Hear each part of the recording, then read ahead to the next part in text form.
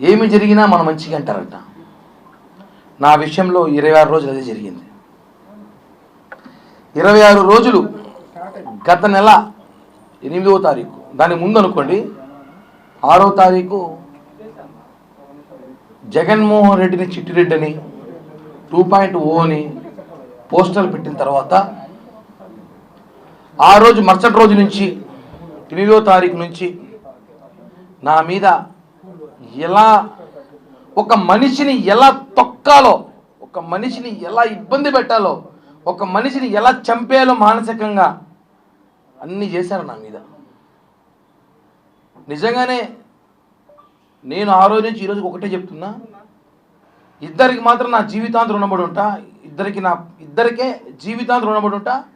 వాళ్ళకి నేను చచ్చే వరకు కూడా రుణం తీర్చుకోలేనంత రుణం చేయలేనేమో. వాళ్ళిద్దరిలో ఒకరు వచ్చి మా అధినేత పవన్ కళ్యాణ్ గారు, తప్పు చేయలేదు వాడు, పక్కన పెట్టండి, విచారణ వివరణ కోరిన తర్వాత తీసుకుందామని చెప్పి పవన్ కళ్యాణ్ గారు ఆ రోజు, అంటే వాస్తవాలు తెలియాలి, ఒక ఆరోపణ వచ్చినప్పుడు ఆ ఆరోపణలు వాస్తవాలుగా తెలుసుకోవాలని చెప్పి పవన్ కళ్యాణ్ గారు నన్ను నమ్మారు. రెండోది మీరు మీడియా, నేను తప్పు చేశాను లేదు మీకు అందరికీ కూడా తెలుసు. మీరందరూ కూడా 20 సంవత్సరాలుగా చూస్తున్నారు ఈ తిరుపతిలో. మీడియా, పత్రికా విలేకరు ప్రతి ఒక్కరికి కూడా పాదాభివందనాలు తెలియజేస్తున్నా, ఇంక్లూడింగ్ సాక్షితో సహా. ఎందుకంటే సాక్షిలో కూడా వాళ్ళ యాజమాన్య జీతం కోసం వాళ్ళు పనిచేస్తున్నారు పాపం, కానీ వాళ్ళు కూడా మిత్రులే. సాక్షిలో ఉన్నారు కూడా నాకు తెలిసిన వ్యక్తులు ఉన్నారు, నా శ్రేయోభిలాషులు. సాక్షి పేపర్లో కింద స్టాఫర్ నుంచి ఇన్ఛార్జీల వరకు నాకు తెలిసిన వాళ్ళు ఉన్నారు.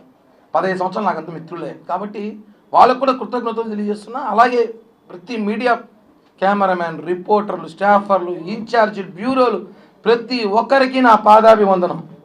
ఎందుకంటే నన్ను నాతో పాటు ఉన్న వాళ్ళు నమ్మలేదు, కానీ మీరు నమ్మారు నన్ను. కిరణ్ తప్పు చేసినా లేదా మళ్ళీ మాట్లాడదాం. కిరణ్ తప్పు ఆరోపణలు మాత్రం వచ్చాయి, అవి వాస్తవాలా కాదా మళ్ళీ మాట్లాడదాం.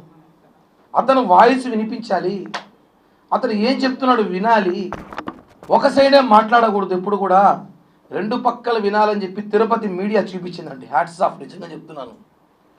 మీరు కానీ లేకపోయి ఉంటే నిజంగా కిరణ్ రాయల్ అనే వ్యక్తి ఈరోజు ఫోటోలు పూలమాలేసి కూర్చునేవాడు. మనము వాస్తవం చెప్తున్నా, అంత ఇబ్బంది పెట్టారు నన్ను మానసికంగా, నా కుటుంబాన్ని, నా చిన్న పాపని, కులాన్ని. 20 సంవత్సరాల తిరుపతి రాజకీయాల్లో కిరణ్ రాయల్ అనేవాడు మాత్రం బలిజోడు. మొన్న వచ్చేసరికి సమస్య వచ్చేసరికి కిరణ్ రాయల్ బలిజోడు కాదని చెప్పి వైసీపీ నేతలు మాట్లాడటం. ఎన్ని విధాలుగా వ్యాపారాలు అంటాడు, ఒకడు రకరకాలుగా అంటాడు.